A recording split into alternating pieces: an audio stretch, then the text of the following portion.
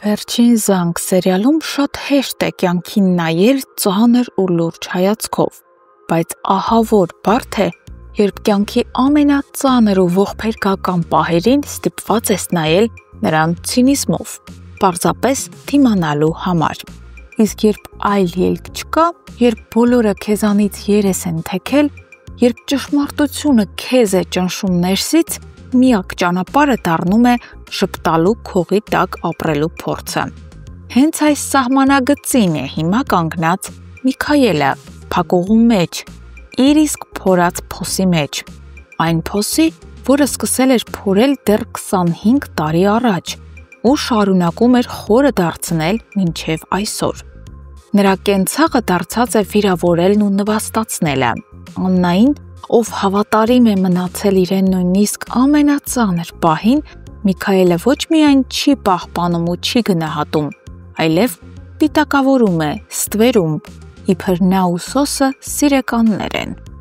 Իր վրայի կեղտը մաքրելու համար Միքայելը կեղտ է շպրտում կնոջ վրա, բայց ապարդյուն, կյանքը փաստում է հակառակը։ Եվ որքան էլ նա փորձում է խուսափել ճշմարտության պատասխանից, միևնույնն է, կեղտի կենտրոնում հենց ինքն է։ Աննայի հանդեպ նրա այսպիսի վերաբերմունքը մի փաստ ևս է ընդգծում։ Ինչքան էլ տառապի Աննան, ինչքան էլ ստորացվի ու վիրավորվի, նա նույնիսկ հիմա չի հավատում, որ Միքայելը ընդունակ է նման դաժանության։ Իսկ պատկերացնում եք, եթե Միքայելը իրեն քնքշորեն պահեր, սիրով ու հոգատարությամբ, Աննան երբեք չէր էլ կասկածի նրան, բայց այսօր նույնիսկ այսպիսի վերաբերմունքի պայմաններում նա դեռ կասկածում է, դեռ մտածում է, միգուցե ոչ, միգուցե մեկ ուրիշն է։ Աննան գնում է Սոսի հետ հանդիպման, սրտի խորքում հավատալով, որ Միքայելը կապ չունի երեխայի հետ կատարված ողբերգության մեջ։ Այս նոր տեղեկությունը Աննային մղում է հուսահատության։ Նա իր ներսում կոտրվում է ոչ միայն որպես կին, այլ որպես մայր, ով կորցրել է երեխային ու հիմա ստիպված է բախվել ճշմարտության ամենադաժան շերտերի։ Այս բոլոր ծանր կետերում բացահայտվում է նաև Հենրիի ներքին պայքարը։ Նրա ներսում ընթանում է իսկական կռիվ, ասել թե չասել, բացահայտել ճշմարտությունը, թե շարունակել լռել։ Մանավանդ, որ Աննան նրան ուղիղ տեքստով ասում է, եթե իմանա, որ Հենրին ճշմարտությունն իմացել է ու լռել, երբեք չի ների։ Սա Հենրիի համար ամենածանր սպառնալիքն է մորից, բայց նա դեռևս լռում է։ Եվ երբ այդ լռությունը ներսից արդեն խեղդում է նրան, Հենրին գնում է պապիկի մոտ, կիսվելու իր տագնապներով։ Եվ հենց այդ պահը դառնում է ճակատագրական։ Նրանց խոսակցությունը պատահաբար լսում է Էլիզը։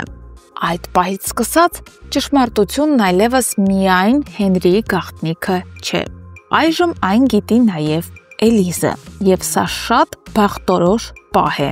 քանի որ Էլիզը թվում էր, թե այս պատմության մեջ շահ չունի, բայց իրականում ունի։